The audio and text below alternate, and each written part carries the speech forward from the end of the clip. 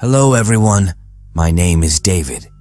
Today we're going to take a look at another horrible case with you. So without wasting any time, let's get straight to the point. Until now, we've all heard many timeless love stories. But today we're going to talk about a true timeless love story that isn't very old, but dates back about 30 years. The year was 1994, in the month of December, in the city of Jagraon, in the Ludhiana district of Punjab. Actually, the state of Punjab in India is renowned for its great saints and warriors, and the Ludhiana district is famous for its textile industry. A boy named Sukhwinder Singh Sidhu, after playing a kabaddi match, was standing at a rickshaw stand waiting for a rickshaw to go back to his village. He had some friends with him who had come to support him during the match and to boost his morale. In Punjab during that time, there were some rickshaws like the ones you're seeing on your screen now. Actually, kabaddi is a sport played between two teams in Punjab, where each player demonstrates their strength and smartness. Now, because Sukhwinder was the #1 kabaddi player in his village, he was quite attractive and powerful. The rickshaw hadn't arrived at the stand yet, so Sukhwinder and his friends were joking around. Meanwhile, Sukhwinder and his friends noticed 3 women walking towards the rickshaw stand from the opposite road. As these 3 women approach, Sukhwinder and his friends notice that 2 of them are older, while the third one, accompanying them, is a very beautiful young girl. Afterward, all 3 women also come to the rickshaw stand and wait. After some time, when the rickshaw arrives at the stand, all passengers get in. The beautiful girl sits on the back seat, while Sukhwinder stands behind the rickshaw. During this journey, Sukhwinder notices that the girl keeps looking at him repeatedly, and Sukhwinder's friends also notice this thing. However, Sukhwinder can't talk to that girl, and as soon as that girl arrives in her village, she gets off the rickshaw with her family. Once again, she looks towards Sukhwinder, and for the first time, their eyes meet. Besides, she smiles when she looks at Sukhwinder. In response, Sukhwinder also smiles, and then both of them go their separate ways. When Sukhwinder starts doing some other work after reaching home, he hears a girl's voice screaming, "Please help! I need help!" As soon as Sukhwinder steps out of the house, he sees that it's the same girl he met in the morning in the rickshaw and smiled at him while leaving. After that, Sukhwinder goes to that girl who had come on a scooter with her friend from her home. Here, Sukhwinder first greets the girl with a "hi." After that, he tries to start the scooter, but deliberately doesn't start it. Then Sukhwinder asks the girl her name and also tells his name. Actually, the girl's name was Jaswinder Kaur, but her nickname is Jassi, and on the other hand, Sukhwinder Singh's nickname is Mithu. Therefore, we will also refer to Sukhwinder as Mithu and Jaswinder as Jassi throughout this entire video. After that, Mithu says to the girl, "I want to talk to you." Hearing this, Jassi gets confused because she doesn't understand Mithu's words. Instead, her friend who came with her translates Mithu's words into English for Jassi. Then the girl also says something in English, but Mithu didn't understand English, so Jassi's friend becomes a translator for Mithu here as well. After that, Jassi says, "We'll meet in Jagraon village tomorrow." In fact, this village was about 15 to 20 minutes away from Mithu's house. When they met at that time, Mithu would be around 20 to 22 years old, while Jassi would be 19 to 20 years old. In addition, Mithu was born into a family that earned their living by farming. Mithu had only studied up to high school and then chose kabaddi as a career. Besides, he also drove a rickshaw in his free time. The next day, Mithu gets ready and reaches the village of Jagraon, and then after some time, Jassi also arrives there. For some time, they talk to each other, and in the meantime, Jassi tells Mithu that she lives with her family in Canada and has come to spend the winter vacation at her maternal grandparents' house in India.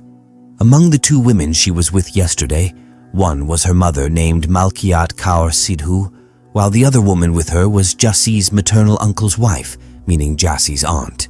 Apart from this, that day there is a little conversation between Jassi and Mithu, and then both go to their respective homes.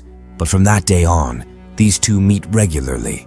Gradually, Mithu also realizes that Jassi's maternal grandparents' house is in the wealthiest home in her neighboring village. Besides, Jassi's maternal home and Mithu's small 2-room house were on the border of 2 villages. meaning Mithu's house was right behind Jassi's maternal grandparents' house, and Mithu knows this fact a few days later. Mithu had only studied up to high school, while Jassi had obtained a degree from a big university in Canada. Mithu also learns that Jassi's entire family had shifted to Canada many years ago. Now Jassi's family has a very big business in Canada and is one of the billionaires of Canada. On the other hand, Jassi's maternal grandfather was also the largest landlord of their village. Usually, Jassi's entire family, including her parents, lived in Canada and managed the business together. But the real authority over the whole family belonged to Jassi's uncle, Surjit Singh, who was Jassi's mother's elder brother. Surjit Singh made all the major decisions related to the family and the business. Learning all this, Mithu understood that in a way, Jassi's family was influential both in the village and in Canada, with wealth worth millions, while Mithu, in comparison, was just an ordinary farmer. This meant that there was a significant financial barrier between Jassi and Mithu's love story. Now, Mithu started to fear that when Jassi finds out about his status, she will also turn away. But little did Mithu know that Jassi loved him not for his status, but for his soul. Jassi's love for Mithu was evident when a few days later, when she had to go back to Canada with her family, she became very upset. And the day before the flight, she comes to Mithu and reveals everything. Then she starts crying, hugging Mithu, though Mithu tries hard to convince Jassi. But in the end, Jassi tore her passport and told her family that she had lost it. Although Jassi's family scolded her for this, they arranged for a new passport for her. After that, the rest of Jassi's family left for Canada, but Jassi gets the chance to spend a few more days with Mithu. After that, both of them continued to meet secretly from the eyes of the world. But within 15 to 20 days, Jassi's passport is ready, and she has to return to Canada.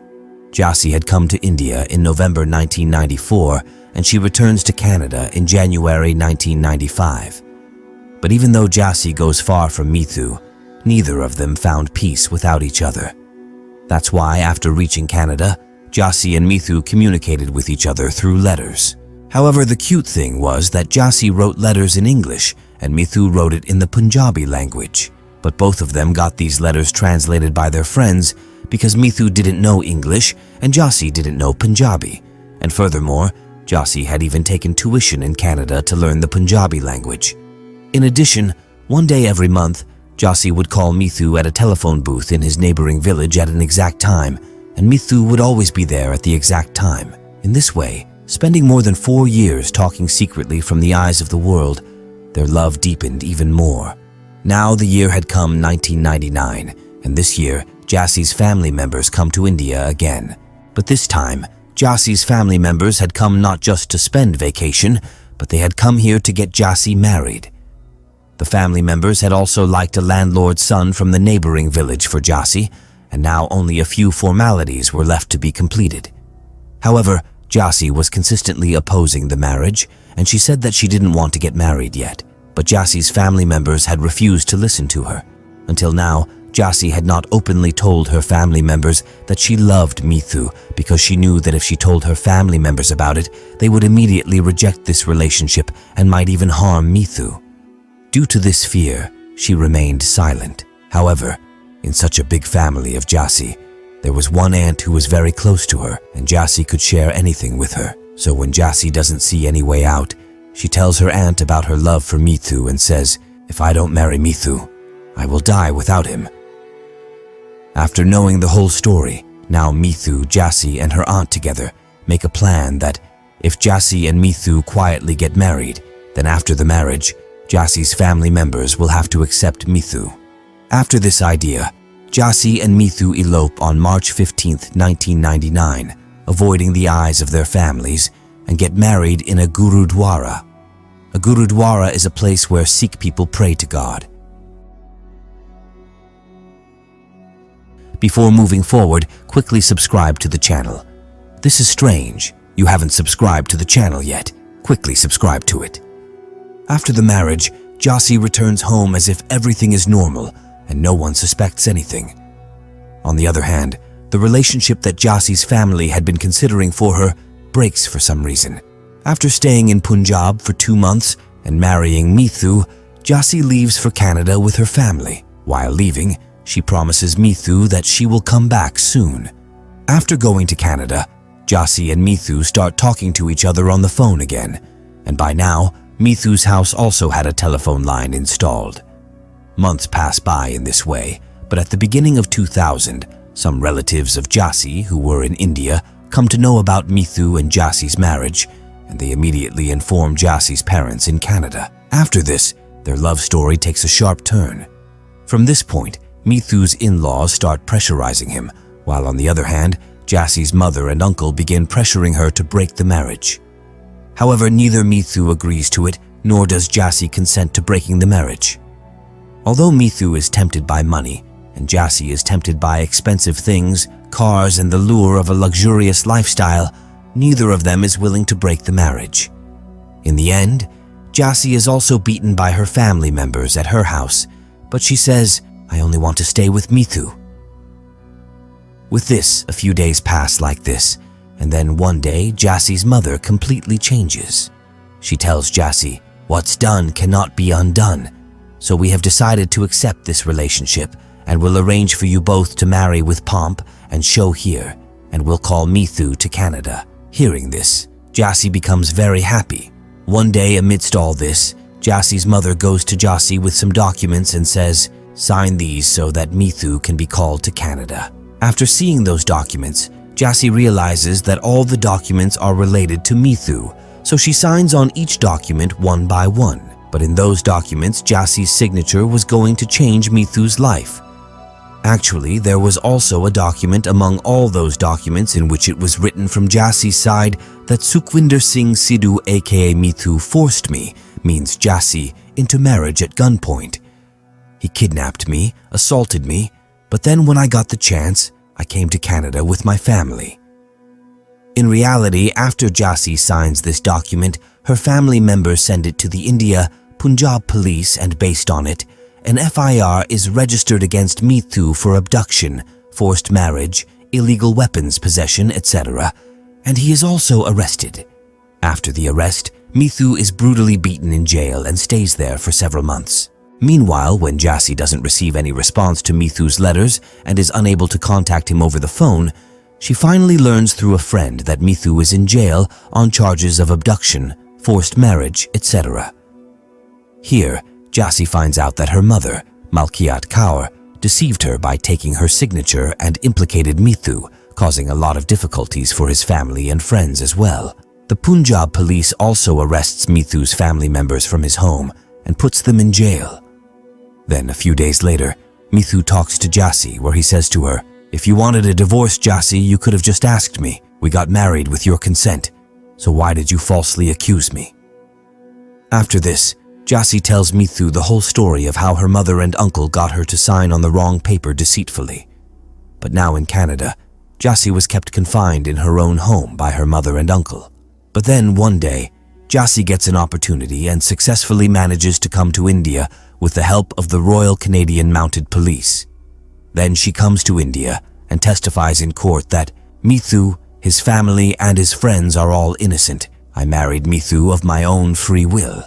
After this statement, everyone, including Mithu, is released from jail. Then Jassi stays in India for some time. This time Jassi tells Mithu that she will never go back to Canada again. It is said that along with the police, Jassi's father and brother also helped her escape from home. Jassi had come to India and started living with her husband, but both of them also knew that Jassi's family members would not remain silent. That's why as soon as Jassi arrives in India, Mithu takes her away from home and they start living in hiding.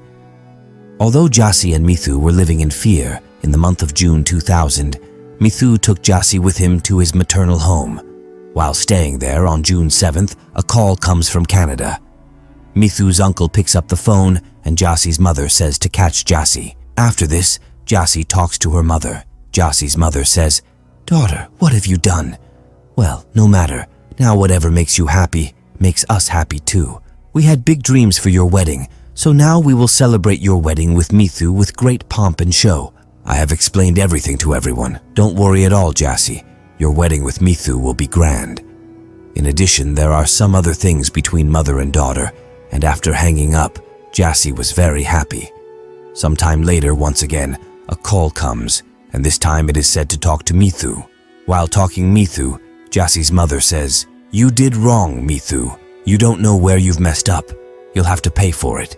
After this, Jassy's uncle, Surjit Singh, also tells Mithu over the phone, "You've messed with the wrong family. Your actions will haunt you.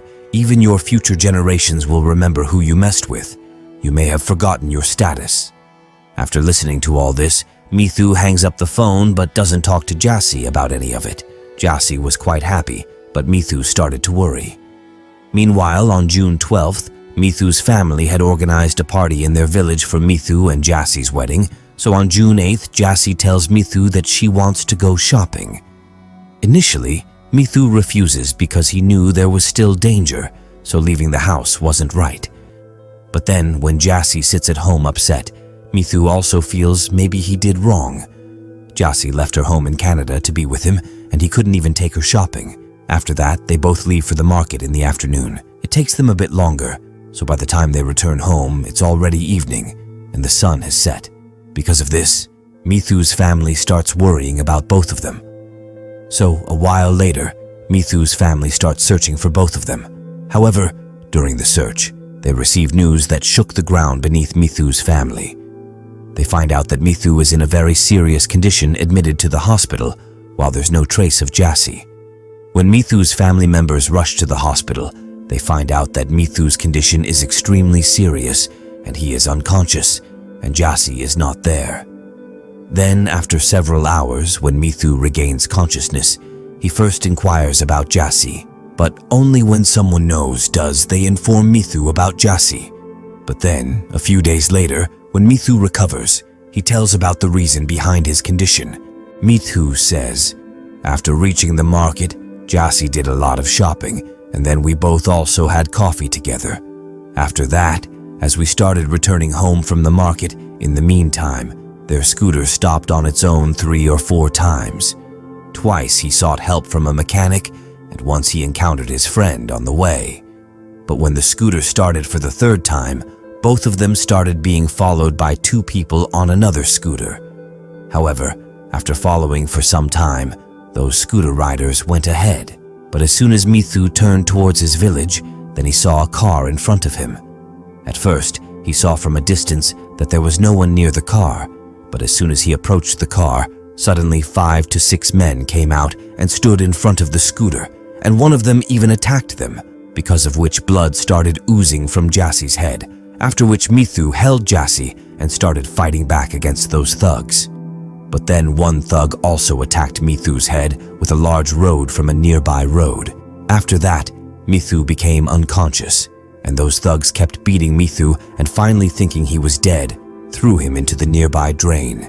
A few hours later, late at night, some laborers passing by notice Mithu lying there, and they pick him up and take him to the hospital. After learning this story, everyone sets out to find Jassy. This information is also given to the police, and now the police also begin to search for Jassy after filing cases of assault and abduction against unknown criminals. The next day, on June 9th, Jassy is found, but she was not alive. In fact, Jassy had also been murdered and thrown into a canal, which was 45 kilometers away from her hometown. When Jassy's body is retrieved from there, it is discovered that someone had brutally strangled her to death. Additionally, Jassy's body bore dozens of deep wounds, indicating that she had been tortured cruelly before dying. When Jassy's body is found, the Punjab police also contacts Jassy's family. However, Jassy's mother, Malkiat Kaur, and uncle Surjit Singh both deny recognizing Jassy. However, Mithu and his family, along with Jassy's father and brother, confirm that the body is indeed Jassy's. Now the biggest question was who had inflicted such severe beating on Mithu and who had brutally murdered Jassy. After Jassy's body is found, the charge of murder is added to the case, and now the police embark on the search for the criminals. During the search for the criminals, the police managed to apprehend several major criminals in the vicinity based on suspicion. The police were so alert because although Jassy was Mithu's wife, she was actually a Canadian citizen. In the case of Jassie's death, suspicions quickly arise among certain individuals, and the police soon discover who was involved in Jassie's murder. Therefore, when the police interrogate these individuals rigorously, some criminals confess to having committed Jassie's murder themselves and admit to brutally beating Mithu as well. But the question remains, who instigated all of this? However, during the investigation, when the names of certain individuals come up, nobody trusts anyone. Anil Kumar, a gangster involved in this incident, implicates Inspector Joginder Singh of the Punjab Police, claiming that he had given him a contract to kill Mithu a few days earlier. Now, the police immediately start searching for Inspector Joginder Singh and manage to arrest him shortly after. When questioned by the police, Joginder Singh explains that he carried out the murder because he received a phone call from Darshan Singh, Jassie's other uncle who resides in Punjab. Darshan Singh promised him a group of 3 lakhs to kill Mithu. Now the police ask the assailant why he killed Jassie when he was given the contract to kill Mithu. Upon revealing the truth, Anil Kumar and his accomplices leave everyone astonished. Anil Kumar explains that after beating Mithu, they thought he was dead, so they threw him into the nearby drain. Then, following Darshan Singh's orders, they took Jassie to an empty farmhouse. As soon as Jassie regains consciousness upon entering the farmhouse, she begins to search for Mithu. Upon inquiry, the goons inform her that Mithu is dead. One of the goons gets call from Jassie's mother and then hand over the call to Jassie. She hears her mother Malkiat Kaur's voice. Malkiat Kaur tells her, "Daughter, come back home now. What's done is done. You made a mistake and we fixed it. Everything is back to normal now." Upon hearing this, Jassie starts yelling at her mother, saying, "Mom, you've betrayed me. I'll tell everyone the truth about what you did. How disgusting your true face is, Mom." As soon as Jassie says this, one of the goons snatches the phone from her. Now, he starts talking to Jassie's mother. Malkia tells him to wait for a moment. She will tell them what to do next. After this, Jassie's uncle and her mother have a conversation. Afterward, they call the goons again and instruct them, beat up Jassie and threaten her, besides asking her to testify against Mithu and come back to Canada. Despite being beaten badly by the goons, Jassie still refuses to return to Canada and testify against Mithu. After this, the goons once again talk to Jassie's mother and tell her that Jassie is not willing to listen to them. After this, Jassie's mother tells the goons, "If Jassie doesn't listen to anything, you guys can kill her too." Initially, the goons refuse to do so because their deal was only to kill Mithu for 3 lakh rupees. But Jassie's uncle, Surjit Singh, says, "Separate 3 lakh rupees will be given to you for Jassie's murder." After that, the goons brutally beat Jassie, attacking her body with swords, knives, and pieces of glass. Jassie is tortured badly, and finally, one of the goons strangles her to death. Jassie dies, and her body is lifted and thrown into a distant canal. Following this revelation, 13 people including Jassie's maternal uncle Darshan Singh, who resides in India, are arrested in this murder case. They are charged with abduction and murder among other offenses. Jassie's mother Malkiat Kaur and her uncle Surjit Singh, who live in Canada, are also considered prime suspects. Now, since the victim and the accused had relations in Canada as well, the trial of this case begins in both India and Canada. During the trial in India, it is proven that when Jassie refused to leave for Canada without Mithu, Jassie's mother Malkiat Kaur and uncle Surjit Singh planned that if Mithu is killed, Jassie will surely come back. After this, Surjit Singh contacts his brother Darshan Singh in India and assigns him the task of getting Mithu killed. Afterwards, he contacts Inspector Joginder Singh of the Punjab Police and seek his assistance in this matter. Following this, Inspector Joginder Singh arranges a meeting between Darshan Singh and a contract killer named Anil Verma. Subsequently, Anil, along with his gang, executes this incident. After a lengthy trial on October 21, 2005, Sangrur court sentences 11 out of 12 people as guilty.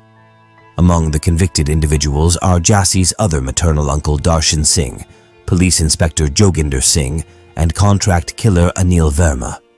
However, as time progresses, these individuals challenge the verdict of the lower court in the Punjab and Haryana High Court, where almost all the accused are granted bail one by one.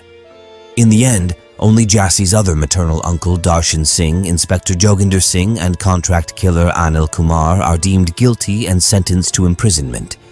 However, all the convicted individuals challenge this decision of the High Court in the Supreme Court.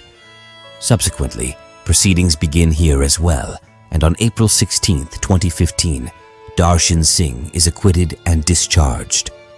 However, the rest of the defendants do not receive relief from here, and their sentence remains upheld. Apart from this, before delving into what happens in the courts of Canada, let's take a step back in the case. Due to being severely injured in the attack, Mithu remains hospitalized for a long time. While staying in the hospital, Jassie's final rites are also performed. However, as soon as Mithu recovers and returns home from the hospital, a series of 7 cases are filed against him one after another.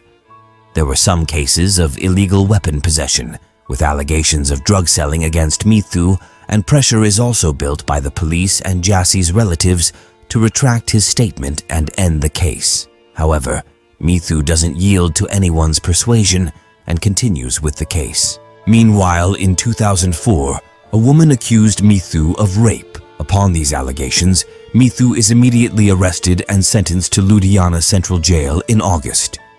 Mithu stays in this jail for the next 4 years, but after 4 years, it is proven in court that the woman who accused Mithu of rape had connections with Jassie's maternal family, and she falsely accused Mithu for money.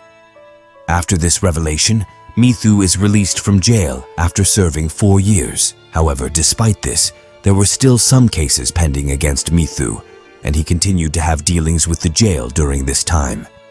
Besides Mithu, his brothers also faced different allegations, and behind these accusations was Jassie's uncle Surjit Singh.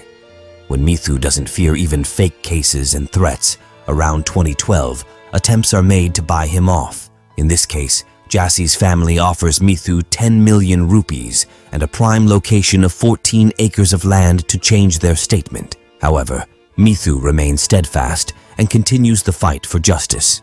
Now let me tell you what happens in Canada after Jassie's death, since Jassie's mother, Malkiat Kaur, and uncle Surjit Singh were the main suspects and were residing in Canada. The Punjab police applies for their extradition from Canada to India. Then the trial of this case also begins in Canada. On January 6, 2012, the police in a city called Maple Ridge in Canada arrests Jassie's mother, Malkiat Kaur, and her uncle, Surjit Singh, on charges of conspiring against Jassie and arranging for her murder. Along with this, their extradition trial also begins. After about 2 years of trial on September 9, 2014, Justice Gregory Finch of the Supreme Court of British Columbia approves their extradition to India. However, both suspects appeal against the decision of this court to the Supreme Court of Canada, and then the Supreme Court of Canada stays the decision of the lower court and starts a fresh trial of the case. The decision of this trial in the Supreme Court of Canada comes on September 8, 2017. This time, the court orders Malkiat Kaur and Surjit Singh to be sent back to India to face charges filed in India. After the Supreme Court of Canada's decision, 3 officers of the Punjab police immediately head to Canada to take both accused into custody. However, in the meantime, both accused once again file a review petition against the court's decision. As a result, the Punjab police have to return empty-handed. Although filing the review petition provides both accused with temporary relief for a few months, but finally on December 11, 2018, the Supreme Court of Canada rejects their review petition, leading to the final stamp on their extradition to India. After the completion of legal formalities, both accused are finally sent back to India by the Canadian police on January 24, 2019. Upon reaching Delhi, both are arrested and taken to Punjab the same day. After the arrest, they are presented in court on January 25, 2019. The police are granted a 4-day remand from here. After the remand period ends, both are sent to Kapurthala jail. Then the trial of this case begins in the Sangrur court. A total of 23 witnesses are presented by the Punjab police, and in addition to this, the call details of Jassie's mother and uncle are also submitted as evidence in court. From the call details, it is revealed that Jassie's mother and uncle had spoken on the phone a total of 266 times with goons before and on the day of Jassie's murder. Now, let's finally discuss the current status of this case. However, you'll be surprised to know that despite presenting so many witnesses and evidence, Mithu is currently up and down to the jail and courts, while Jassie's mother and her uncle Surjit Singh are out on bail, and this case is still ongoing in the Sangrur court. Overall, it's been more than 23 years since Jassie's murder, but justice has not yet been served in this case. However, so far, Jassie's family has extensively used money in this case. The honesty of the Punjab police in this case was also praised by the Canadian police, and the investigating officers of this case were honored. But Mithu says, "I am living so that Jassie can get justice." And let us tell you that Mithu has not even gotten married yet. So with this, the tragic love story of Jassie and Mithu ends here. However, perhaps whoever has heard this story will remember it for their entire life. By the way, if there are any updates in this case in the future, I will definitely keep you updated through the community post of my channel. If you appreciate our efforts, like and share this video. If you haven't subscribed, do so now. Thank you.